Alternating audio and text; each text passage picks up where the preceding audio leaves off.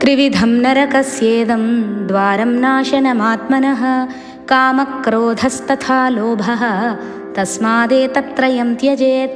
కోరికలు, అవి తీరకపోతే వచ్చే కోపం, అంతా నాకే కావాలనే లోభం, ఈ మూడు వికారాలు నరకానికి ద్వారాల వంటివి. మనిషిని ఈ మూడు గుణాలు సర్వనాశనం చేస్తాయి. కాబట్టి ప్రతి మానవుడు ఈ మూడు గుణాలను వదిలిపెట్టాలి. ఈ శ్లోకంలో త్రివిధం నరకస్యేదం, సులభమైన పథకాన్ని గురించి వివరించాడు పరమాత్మ. ప్రతి మనిషిలో మూడు వికారాలు ఉన్నాయి. అవే కోపం, కోరికలు, లోభం. ముందు కోరిక పుడుతుంది, అది తీరకపోతే కోపం వస్తుంది. కోరిక తీరితే తీరిన కోరికతో కలిగిన లాభం మరొకరికి చెందకూడదనే లోభం కలుగుతుంది. ఈ మూడు వికారాలు ఒకదానితో ఒకటి పెనవేసుకుని ఉంటాయి. ఈ మూడు వికారాలు మానవుని నరకానికి ద్వారాల లాంటివి అంటున్నాడు పరమాత్మ.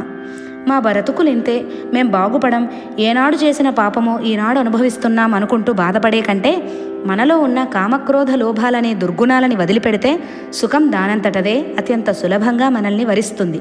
ఇది ఎవరికి వారు ఆలోచించుకోవాల్సిన విషయం. మనకు స్వర్గ సుఖాలు కావాలో నరకద్వారాలు తెరవాలో మన చేతిలోనే ఉంది అంటున్నాడు పరమాత్మ.